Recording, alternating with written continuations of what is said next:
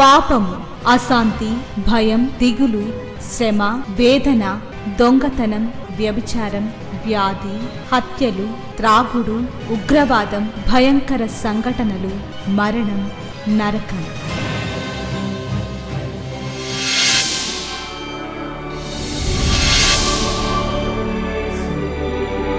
సిలువలోనే పాప క్షమాపణ, పరిశుద్ధ జీవితం, ప్రేమ, వాక్య ధ్యానము, నెమ్మది, సహవాసం, నిత్య జీవం. శాంతి సోపానాలు, ఇవి శాంతి ప్రదాత బోధలు. చీకటిలో ఉన్న ప్రజలకు గొప్ప వెలుగు కలుగుటకు, చీకటిలో ఉన్న ప్రజలకు గొప్ప వెలుగు కలుగుటకు, చీకటి నుండి వెలుగునకు నడిపించే సోపానాలు. దేవునికి స్తోత్రాలు. హల్లెలూయా. వాక్యాన్ని చదువుకుందాం. 2 కొరింథీయులకు రాయబడిన పత్రిక 13వ అధ్యాయం. 2 కొరింథీ 13:5.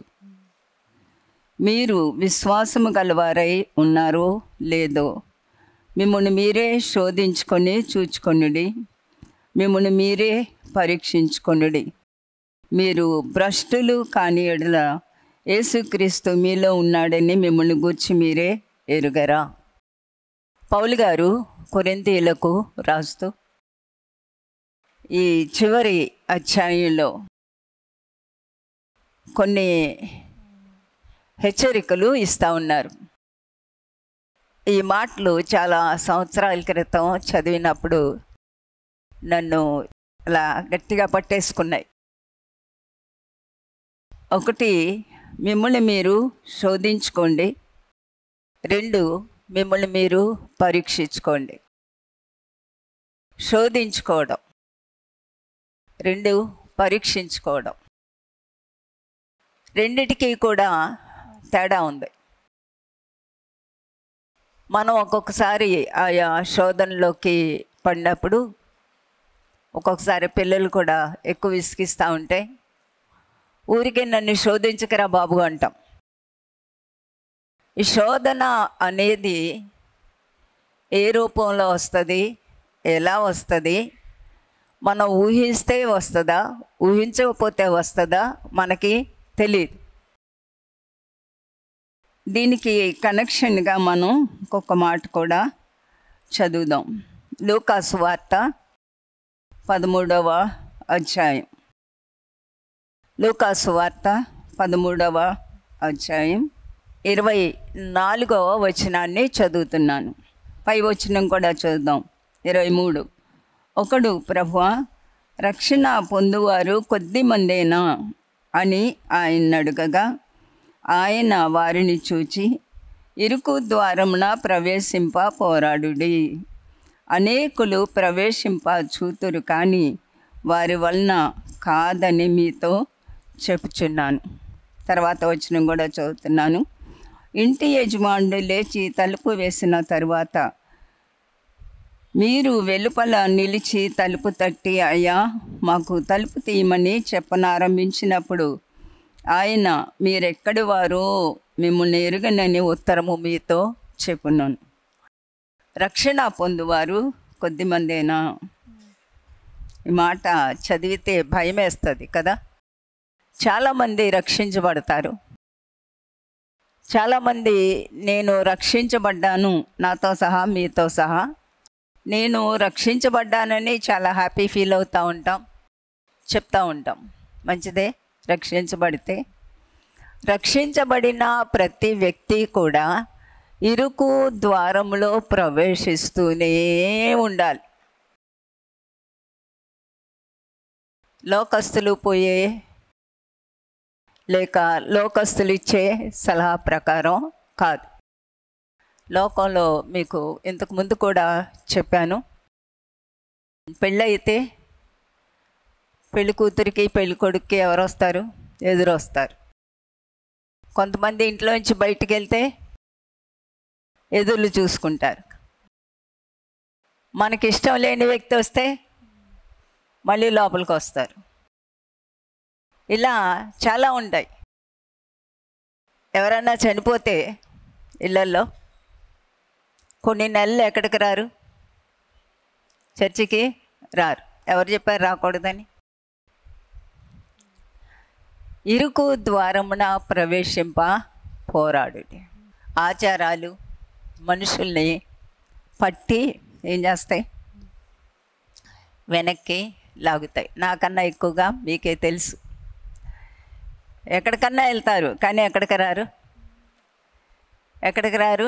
చర్చికి రారు, సంఘానికి రారు. ప్రతి నిమిషం, ప్రతి పరిస్థితిలో, ప్రతి సంఘటనలో, ప్రతి గంట ఇరుకు ద్వారంలో వెళ్తున్నానా లేదా అని మనల్ని మనం ఏం చేసుకోవాలంట? పరీక్ష చేసుకోవాలి. విశాల మార్గంలో వెళ్ళే వాళ్ళు చాలామంది ఉంటారు. మనకి తప్పుడు సలహాలు ఇచ్చేవాళ్ళు కూడా చాలామంది ఉంటారు. 2 మాటలు చెప్పారు. ఒకటి, శోధించి చూసుకో, నీకు నువ్వే శోధించుకో, నీకు నువ్వే పరీక్షించుకో, నీకు నువ్వే ఆలోచించుకో. ఏ మార్గంలో వెళ్తున్నాం, ఏ నిర్ణయం మనం చేస్తున్నాం, ఎవరు చెప్పినట్టు మనం వింటున్నాం, ఎవరి సలహా మనం తీసుకుంటున్నాం, బైబిల్ చెప్పినట్టు వింటున్నామా, బైబిల్ సలహా తీసుకుంటున్నామా, భక్తుల యొక్క జీవితాన్ని మనం వెంబడిస్తున్నామా, లేక ప్రజలు చెప్పేటట్టు మనం వింటున్నామా? చాలామంది పోరాడతారంట, అంటే కుప్ప తెప్పలుగా పడుంటారనమాట. లోపలికి వెళ్ళలేరు, బయటికి రాలేరు. అందుకని ఈ జనమంతా అక్కడ ఉంటారు కాబట్టి నువ్వు ఎలా అయినా సరే ప్రవేశించడానికి ప్రయత్నం చేయి. ఇప్పుడు ఒక చెట్టు ఎక్కుతున్నాడు అనుకోండి ఒక వ్యక్తి, ఒక కొమ్మ వదిలేస్తేనే ఇంకో కొమ్మ మీదకి వెళ్తారు, అంతేనా? 2 కొమ్మల మీద ఎంతసేపు బ్యాలెన్స్ చేస్తాడు? చివరికి ఏమైపోతాడు? మనం వెంబడించదలిస్తే ఎవరిని వెంబడించాలి? దేవుడు, దేవుని మాటలు, ఆయన ఆజ్ఞలు, ఆయన సలహాలు, ఆయన కట్టడలు, పరిశుద్ధులు ఏం చేశారు, భక్తులు ఏం చేశారు. ఇదే సంఘటన బైబిల్లో భక్తులు ఎదుర్కొన్నప్పుడు ఎలాగా ప్రవర్తించారు. శోధించి చూసుకో. ఈ ప్రార్థనా దినాల్లో నాకు నేను శోధించుకోవాలి, నీకు నువ్వు శోధించుకోవాలి. ఇంతకుముందు కూడా మీకు చెప్పానో లేదో గుర్తులేదు, కానీ పెళ్ళికొడుకు పెళ్ళి కూతుర్ని కంపల్సరీగా ఆ గుమ్మం దగ్గర ఎక్కడో చోట చెవులో అడుగుతా, ఇవాళ బైబిల్ చదివావా?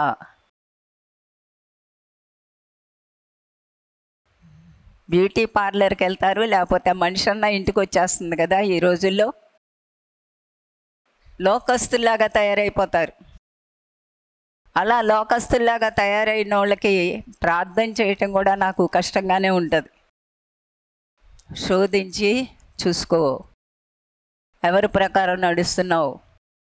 ఒక వ్యక్తి ముఖం చూడగానే, ఆ వ్యక్తి మాటల తీరు చూడగానే ఈ బిడ్డ చాలా ప్రత్యేకమైన వ్యక్తిగా ఉంది కదా అన్న ఒక భావన ఇతరులోకి రావాలి. చూడు, మనలో మనం ఎంత తేలిగ్గా, ఈరోజు పనులు ఎక్కువ ఉన్నాయి, ఎక్కువ ఉంటే పనులన్నీ అవగొట్టుకొని నిదానంగా కూర్చొని చక్కగా బైబిలు, పనులు మానేసి చదవమని చెప్పరు ఎవరు. చేసుకో, పనులు చేసుకో, నీ కార్యక్రమాలు చేసుకో, నీ బాధ్యతలు చేసుకో, డ్యూటీస్ చేసుకో. కానీ నిదానంగా దేవుని సన్నిధిలో కూర్చొని ఏం చేయాలి? మనం బైబిల్ చదివి ధ్యానం చేయాలి. ఒకవేళ మనం బైబిల్ చదవట్లేదు అనుకో, ఎవరిని నెట్టేస్తున్నాం బయటికి? ఆగేసయ్యా, కొంచెంసేపు ఆగు, చదువుతానులే, ఆగు. దేన్ని అటెండ్ అవుతాం? మన సొంత పనులు. పరీక్షించి చూసుకో. బాగా చదువుకున్న పిల్లలు పరీక్షకి వెళ్ళి వచ్చాక ఏం చేస్తారో తెలుసా? కూర్చొని గబగబా ఆ టెక్స్ట్ బుక్ తీసి కరెక్ట్గా రాసానా లేదా అని ఏం చేసుకుంటారు? పరీక్ష చేసుకుంటారు. చదవనోడు ఏమంటాడు? అవుట్ ఆఫ్ సిలబస్ ఇచ్చేస్తాడమ్మా, అసలు ఎప్పుడు చెప్పలేదమ్మా, అందుకనే ఏవో మార్కులు వస్తాయని నువ్వేమి. చదివినోడు ఏమంటాడు? బా ఎంత తేలిగ్గా వచ్చిందో, ఊదేశాను మొత్తం. పరీక్ష, జీవితమే ఒక పరీక్ష. ప్రతి సన్నివేశం ఒక పరీక్ష, ప్రతి పరిస్థితి ఒక పరీక్షే. ప్రేమ ఒక పరీక్ష, కష్టం ఒక పరీక్ష, అనారోగ్యాలు ఒక పరీక్ష, మనకు వచ్చే సమస్యలు, ఆర్థికమైన ఇబ్బందులు, ద్వేషాలు, మనం ఎదుర్కొనే ప్రతి పరిస్థితిలో కూడా ఒక పరీక్షే. పౌలు జీవితంలో ఎన్నో పరీక్షలు ఎదుర్కొన్నాడు. ఈరోజు నా డైరీ కూడా తిప్పాను, క్యాషువల్గా అప్పుడప్పుడు తిప్పుతూ ఉంటాను. ఓ చోట ఇలా రాశాను, దేవుడు నన్ను రక్షించటానికి ఆయన సిలువలో చనిపోయారు. Jesus died for me, Jesus was crucified for me. నా కోసం సిలువ వేసుకొని చనిపోయారు. ఇప్పుడు నేనేం చేయాలి? ఆయన చనిపోయి నన్ను బ్రతికించారు. అపరాధముల చేతను పాపముల చేతను చనిపోయిన మనల్ని ఆయన ఏం చేశారు? ఆయన చనిపోయి నన్ను బ్రతికించారు. ఇప్పుడు నేనేం చేయాలి? నేను నా పాపానికి నా హానికి చచ్చిపోతేనే కానీ ఆయన్ను నా జీవితంలో బ్రతికినట్లుగా నేను చూపించలేను. I have to die for sin and for ego. నేను, నా అహం, నా ఇష్టం, నా ఉద్దేశం, నేను అనే వ్యక్తిత్వానికి చస్తేనే కానీ దేవుడు నా జీవితంలోంచి బయటికి రారు. చాలామంది బ్యాలెన్స్ చేయటానికి చూస్తాం. దేవుణ్ణి, లోకాన్ని, స్నేహాలు, ఎవరిని వదలం. ప్రభువు చెప్పారు, నువ్వు అందరినీ వదిలితేనే కానీ నువ్వు నన్ను వెంబడింపడానికి పాత్రుడివి, పాత్రురాలివి కాదు. వెంబడించమంటే, వదిలేయమంటే నెట్టేయమని కాదు.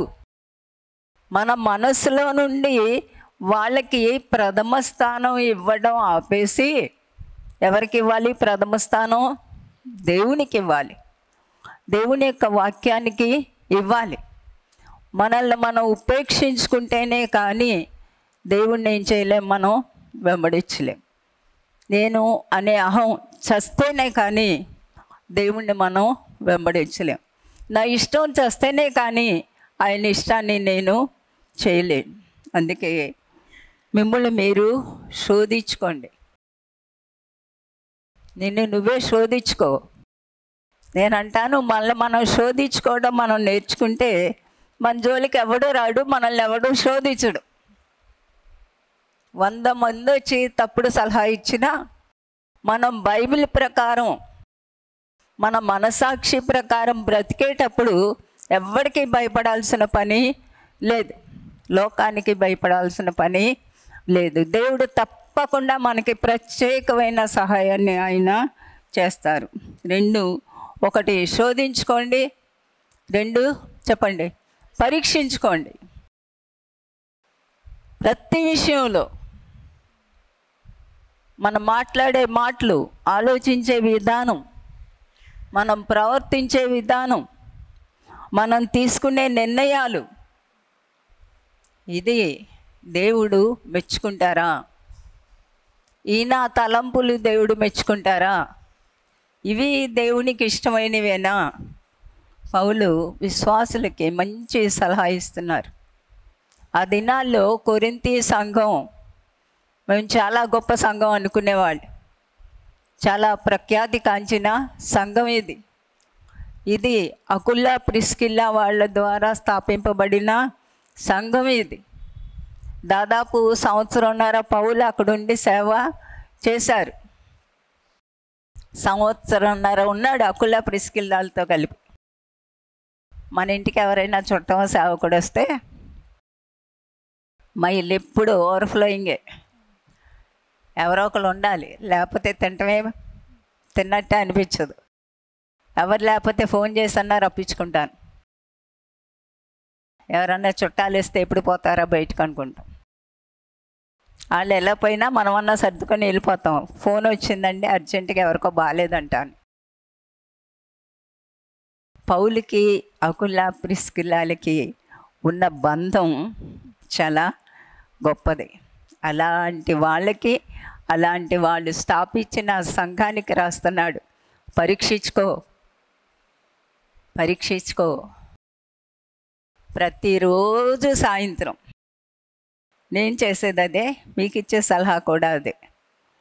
రోజు సాయంత్రం కాదు, రాత్రి పడుకోకముందు ఒక 10 నిమిషాలు అలా కూర్చొని ఈ రోజంతా ఏం చేశాను, ఏం మాట్లాడాను. డ్యూటీలకు వెళ్ళే వాళ్ళు డ్యూటీలకు వెళ్తారు, ఉద్యోగస్తులు ఉద్యోగాలు, చదువుకునే పిల్లలు చదువుకుంటారు, ఇళ్ళల్లో ఉండేవాళ్ళు ఇళ్ళల్లో ఉంటారు. ఈరోజంతా ఇలా ప్రవర్తించాను.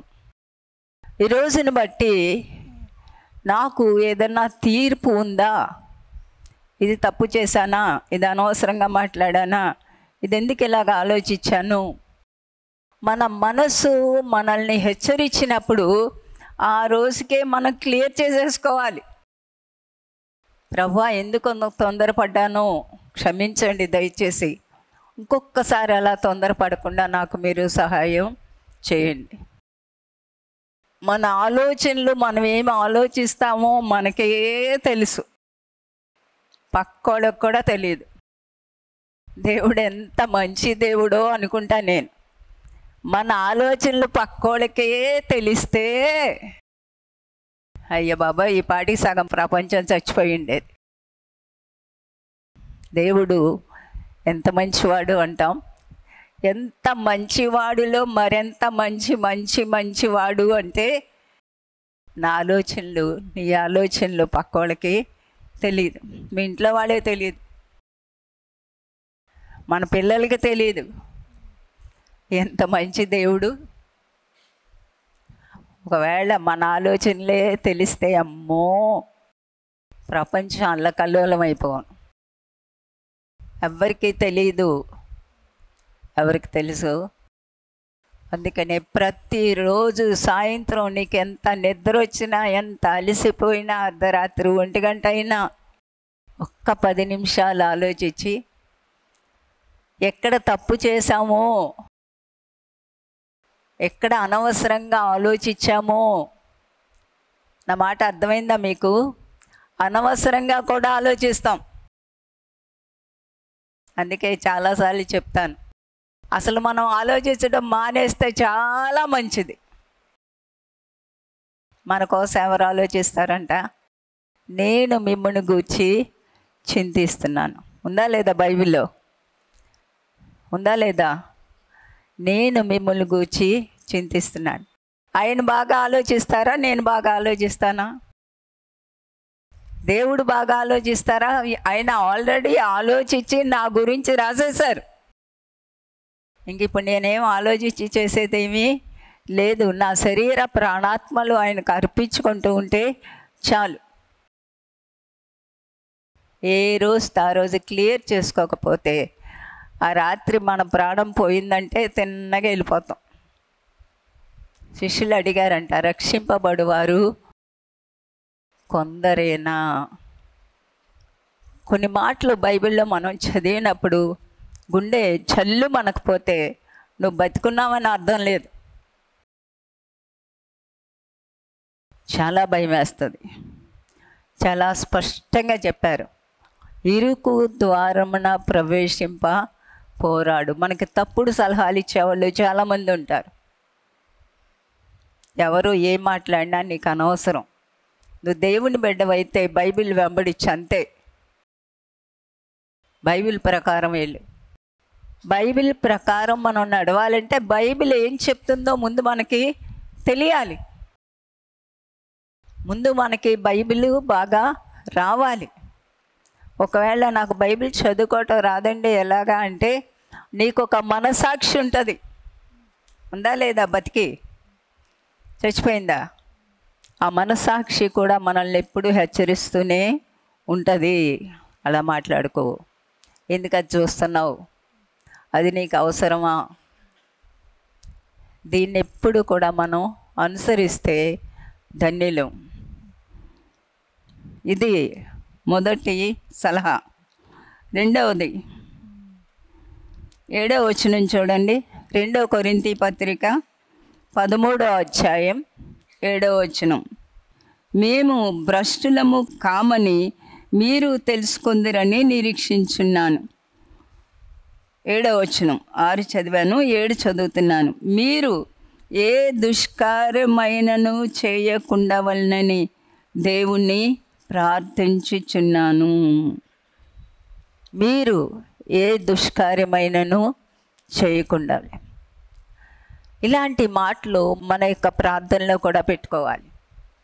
ప్రభువా, ఈరోజు నేను ఏ దుష్కార్యం చేయకూడదు, ఏ చెడ్డ తలంపు రాకూడదు, ఏ అనవసరమైన తలంపు రాకూడదు.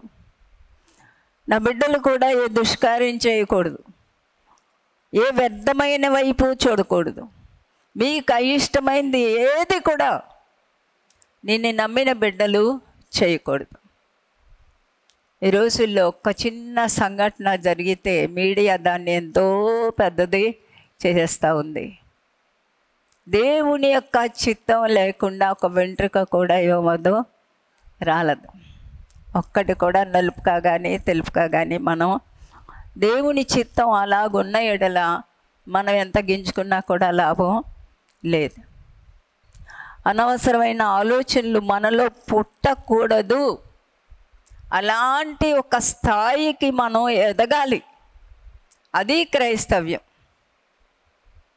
ఊరికే చిరాకు పడిపోవటం, ఊరికే ఏదేదో చింతించడం, ఏడవడం, ఆలోచించడం, బుర్రబాగులు కొట్టేసుకోవడం ఎన్ని అనవసరం. నేను అప్పుడప్పుడు అనుకుంటాను, ఓ చిన్న ఉద్యోగం చేయటానికి హైరాణ పడిపోతూ ఉంటారు. ఖాళీ లేదండి, టైం లేదండి. ఒక్కోసారి నాతో కూడా అంటూ ఉంటారు, ఎంత ప్రార్థన చేసుకోవాలనుకుంటున్నాను, కుదరదు. మరి దానియేలు ఎలా ప్రార్థన చేసుకున్నాడు? 137 సంస్థానాలు మెయింటైన్ చేస్తూ ఏం చేసుకున్నాడు? క్రమం తప్పకుండా ఏం చేశాడు? దావీదు కూడా ఏమన్నాడు? దినమునకు 7 సార్లు స్తుతిస్తున్నాను, 3 సార్లు ప్రార్థన. మనకు ఒక్కసారి ముక్కి మూలిగి ప్రార్థన చేసుకోవటానికే చాలామందికి ఉండదు, టైం ఉండదు. ప్రార్థన విలువేంటో తెలుసా? ప్రార్థన అంటే దేవుడి సన్నిధికి వెళ్తాం. ప్రార్థన అంటే మన అవసరతలు చెప్పుకోవడం కాదు, ఏదో కొట్టుకెళ్ళి చిట్టా ఇచ్చినట్టు కాదు. ప్రార్థన అంటే దేవునితో ప్రేమను పంచుకుంటాం. దేవుడు తన ప్రేమ మనతో పంచుతారు, తన వాక్యాన్ని వివరిస్తారు, తను ఏం చేయదలించారో చెప్తారు, మనం ఎక్కడ తప్పిపోతున్నామో చెప్తారు, ఎందుకు దేవునికి దూరం అయిపోతున్నామో చెప్తారు, ఇంకా దేవునికి ఎలా దగ్గరికి రావాలో చెప్తారు. ప్రార్థన అంటే మన అవసరతలు చెప్పడం కాదు, దేవుడు తన అవసరతలు కూడా చెప్తారు. ప్రార్థన అన్నిటికన్నా రమ్యమైంది, అన్నిటికన్నా మధురమైంది. కొన్ని నిమిషాలు గడుపు దేవునితో కలిసి ముచ్చట్లు, దేవునితో కలిసి సంభాషణ. అంతకన్నా ప్రశస్తమైన సమయం రోజులో ఇంకేది కూడా ఉండదు. ఈ లోకంలో ఉన్న ప్రతి ఒక్కరికన్నా అత్యంత ప్రియమైన వ్యక్తి ఎవరంటే దేవుడు. హల్లెలూయా చెప్పండి. ఆ దేవాది దేవుడు భూమి మీదకి దిగి వచ్చి తన ప్రాణాన్ని మన కొరకు పెట్టి మనం ఎలా బ్రతకాలో చెప్తా ఉంటారు. రక్షణ పొందువారు కొద్దిమందే. ఆ కొద్ది మందిలో మనం ఉండకపోతే అంతకన్నా భ్రష్టులము, దౌర్భాగ్యులు మరొకటి ఉండదు. మీరు ఏ దుష్కార్యమైనను నిజంగా ఈ మాట చదివినప్పుడు నాకు చాలా దుఃఖం వస్తూ ఉంటుంది. ఎంతమంది క్రైస్తవులు లేకపోతే ఎంతమంది దేవుణ్ణి నమ్మిన సోకాళ్ళు విశ్వాసులు ఈరోజు ఏ తప్పు చేయకూడదు ప్రభా, నేను ఒక తప్పు చేస్తే మీ ముఖం మాడిపోతుంది, మీరు బాధపడతారు. ఈరోజు ఏ తప్పుడు ఆలోచన నేను ఆలోచించకూడదు, ఏ వ్యర్థమైన ఆలోచన ఆలోచించకూడదు అని ఎంతమంది మీ వేదనతో ప్రార్థన చేసుకుంటాం. పౌలు గారు కొరింథీ సంఘానికి రాస్తూ అంటున్నాడు, మీరు ఏ దుష్కార్యమైనా చేయకుండాలి. వ్యభిచారం ఆ రోజుల్లో, జారత్వం, ఇంకా రకరకాల సమస్యలతో కొట్టుమిట్టాడుతూ ఉన్నారు. ఆఖరికి ప్రభు బల దగ్గరికి వచ్చినప్పుడు కూడా ముందు వచ్చిన వాళ్ళు తినేసేవాళ్ళంట. ఇప్పుడు మనకు ఆ ప్రాబ్లం లేదనుకోండి, ఆ రోజుల్లో ఆ సమస్య ఉండింది. ఇలాగా కొరింథీ సంఘంలో చాలా చిన్న చిన్న చిక్కుముళ్ళు పడిపోయినట్టుగా ఆ సంఘం, ఆ తొలి సంఘానికి ఏం చేయాలో ఎలా ప్రవర్తించాలో కూడా వాళ్ళకి అర్థమయ్యేది కాదు. మనకి బైబిల్ ఉంది కదా, మనం ఎన్నో బోధలు వింటున్నాం, మనకు తెలుసు ఏం చేయాలో ఏది చేయకూడదు. కానీ మనం ఆలోచించుకోవాలి, దేవుడు చెప్పినట్టు నేను ప్రవర్తిస్తున్నానా, మనుషులు చెప్పినట్టు ప్రవర్తిస్తున్నానా, ఎవరి సలహాకి నేను ప్రాముఖ్యత ఇస్తున్నాను. ఎవరి సలహాకి ఇవ్వాలి? ఎవరి సలహాకి ఇవ్వాలి? దేవుని సలహా. ప్రార్థన చేసుకుందాం. ప్రేమ కలిగిన అమ్మ, ప్రియమైన పరలోకపు తండ్రి, పౌలు గారు చేసిన ఈ ప్రార్థనను బట్టి మిమ్మల్ని స్తుతిస్తూ, మా కొరకు రక్తం కార్చి మమ్మల్ని రక్షించిన ప్రభువా, మీకు ఎప్పుడు ఏ విషయానికి కూడా మేము ద్రోహం చేయకుండా ప్రతి విషయంలో మేలైనదే చేస్తూ ఏ దుష్కార్యము చేయకుండా సంపూర్ణతలోనికి సాగిపోవటానికి మా అందరికీ కూడా సహాయం చేయండి తండ్రి. జీవితాలు సరి చేసుకోవటానికి సహాయం చేయండి. ప్రతి విషయానికి మీకు తల వంచడానికి, వాక్య ప్రకారం బ్రతకడానికి నేర్పించండి. మీ పరిశుద్ధ ఆత్మకు మమ్మల్ని మేము అప్పగించుకుంటూ యేసు నామమున వేడుకుంటున్నాను తండ్రి, ఆమేన్. మా address Shrimati Joy Sam Benny, Emmanuel church 1-146 S Achyutapuram, Kakinada 4. మా ఫోన్ నంబర్స్ 944-010-9893 మరియు 0884-237-6793. మరలా ఇదే సమయానికి ఇదే ఛానల్లో మనం కలుసుకుందాం. Thank you.